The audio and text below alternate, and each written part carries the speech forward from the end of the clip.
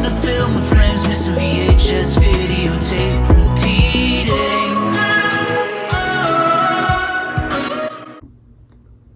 Welcome back, fam and crew, creeps and peeps. Today we're looking at...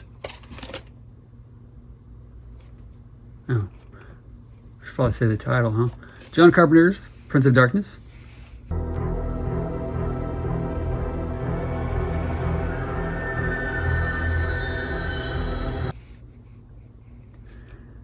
Before man walked the earth, it slept for centuries. It is evil. It is real. It is awakening.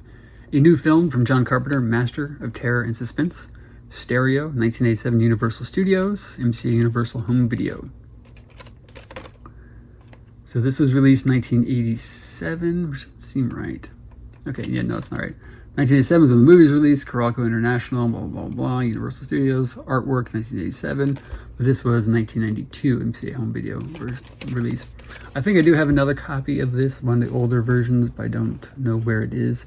But this is my original version I bought off the shelves at Best Buy sometime in the mid to late 90s when I was going through my John Carpenter phase. Obviously, most of my teenage years in the 90s was a John Carpenter phase, being that I loved Halloween, which is weird.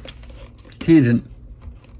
But like growing up, one of my brother and I's favorite movies was Big Trouble in Little China.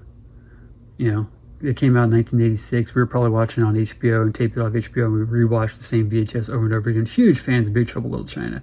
That's a movie that bombed in theaters but was huge on VHS. And it's like, you know, kind of like The Goonies, but although that was big in theaters. It's just my generation. It's just Big Trouble in Little China. It's just like one of the go-tos of our generation. But then later when I became a film fan and fell in love with this movie called Halloween, it was just kind of cool to connect the two and see that this movie I loved growing up, Big Trouble in Little China, was the same guy that did, you know, Halloween. Like 8 years, which is only weird because to think about it, there's only 8-year difference between Halloween and Big Trouble in Little China. And then a 2 or 3 year difference between that and this one. I always want to say this movie is 1988, 89, but this says 87. So this was the follow-up to Big Trouble in Little China, which makes a lot of sense given some of the people in the cast. Color, 1 hour and 42 minutes, rated R, digitally recorded. Master horror movie director John Carpenter conjures up hordes of beetles, ants, worms, zombies, and Satan himself to wage war on mankind in this unspeakably terrifying fright feature, When a group of graduate students and scientists discover an ancient canister containing an evil-looking liquid in an abandoned church, all hell breaks loose. Shortly after the discovery, the liquid seems to come alive, generating an evil energy that systematically turns members of the group into zombies. But even worse, it releases Satan, thus paving the way for the return of his father, the all-powerful anti-god. The terror mounts as only 2 members of the group are left to save an innocent world from a devilish fury that has been waiting 7 million years to explode. Live Films presents Larry Franco production, John Carpenter's Prince of Darkness, Donna Pleasance, Lisa Blount, and Victor Wong, and Jameson Parker. Written by Martin Quatermass, music by John Carpenter. Isn't Martin Quatermass a fake name? Directed by John Carpenter, blah, blah, blah, blah, blah. Music by Alan Howarth. And that's Alice Cooper right there. Now this is one, like I said, I bought in the mid to late 90s. I probably rented it first to watch it, but then I was buying pretty much every John Carpenter film. It's one that, like, I think is well loved by John Carpenter fans, but it just seems that sometimes, in my view, kind of gets missed. Because in the mid 80s, people love Big Trouble in Little China for its campy, fun, awesome cultness. They love They Live, and then after that, it kind of peters out. But Prince of Darkness, which, like, again, I always think Prince of Darkness was after They Live, but technically it was before.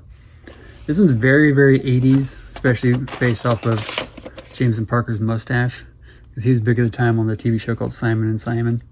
And of course, you had Donna Pleasance in here, who worked with John Carpenter a lot. You had, what was his name? I just read it, Victor Wong. The second time he worked with Victor Wong. Obviously, he played Egg Shin in Big Trouble in Little China. I'm trying to think who else was in here. Now, rewatching, one thing I thought was interesting was like how diverse the cast was. And it was weird saying that here in 2025 is because back then that didn't matter. It's just it didn't matter if you had an Asian female or a white woman and then you had like a black character. It didn't matter because they were just characters. But now it's like they it almost would seem like they would force this diverse cast on you. But then when you watch stuff from the 80s and 90s, it's just like it's just awesome because the people in it are amazing. This movie's got great music. It's very creepy, kind of like a haunted house movie. It's kind of zombie-ish, but not really. It's got some kind of biblical and religious themes to it that are just very interesting. It's probably one that I don't think I've rewatched in maybe 20 years. I remember having it was like a 1 or 2 disc DVD set of John Carpenter movies. They had like Prince of Darkness, They Live, maybe In the Mouth of Madness, and then like Village of the Damned. Like 2 discs with 2 movies on each, something like that. I remember my daughter's mother and I watching 1 or 2 of them back to back. But then I did rewatch this on VHS with Fulci, my dog, a couple weeks ago, as I'm trying to actually rewatch these again before talking about them. But I think I said before, funny, I did a video for Escape from New York just a minute ago, thinking that I'd already shot the video for Prince of Darkness, talking about it, but I had not. We're talking about how it's weird to watch John Carpenter movies on VHS nowadays because they're not widescreen. Although every time I watch Halloween, that's what it was. I was talking about it in a Halloween video, talking about watching it non-widescreen, and it was just strange because John Carpenter loves that wide 235:1 aspect ratio. So watching Prince of Darkness that way, Skipping New York that way, and then watching Halloween like that a month or 2 ago was just strange. I'm so used to the beautiful widescreen. But I think this is one of the most underrated John Carpenter movies, just because it's one of the original works of his that kind of didn't really, to me, stand out as much. Although this movie does have a good following of its own, I just think it's kind of tiers beneath where it should be, or maybe where it deservedly where it is. It's just some of the other movies I think are more appreciated, like They Live or The Thing, Escape from New York, etc. But what's interesting is this movie, when I was watching it, made me want to do a double feature night following it up with this movie, which I didn't do. I ended up watching something else instead, but then I watched this movie a couple nights later. So I'll probably tell the story or make this example in both videos of how this movie sort of connects to this movie. So this is 1987, this is 1991, although I always think it's mid to late 80s. But so this is how it connects. This takes place in an abandoned church. That church right there.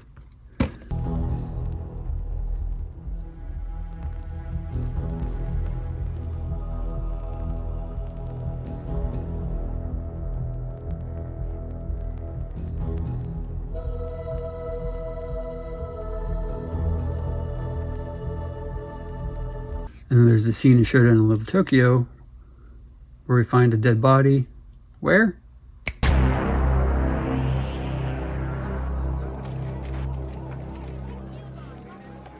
Same place. Brandon Lee's awesome. When I was rewatching this the other day, I remember the beats of the storyline, the whole arc of the thing, but I almost completely forgot the end of how it ended. I'm not going to say it here in case you haven't seen it, but I was like, oh wow, that's right, that happens. I mean, there's elements of the things that I remembered, like the creepy vision that during the dreams, that every person involved keep having the same vision in their dreams, and the way that it was shot on video and kind of staticky, and like a kind of goat fades in and out and all that is really cool and really well done for the time being, especially kind of a film being layered with video and this weird signal from outer space kind of thing. But I forgot exactly how it ended, but then I remembered how it ended, but then I remembered that I stole an idea from this movie for a music video that I made in high school in 1999, 2000. I did a music video, and I stole like a special effects idea, which I guess I'll have to find that video, rip it digitally, and then I'll insert it here.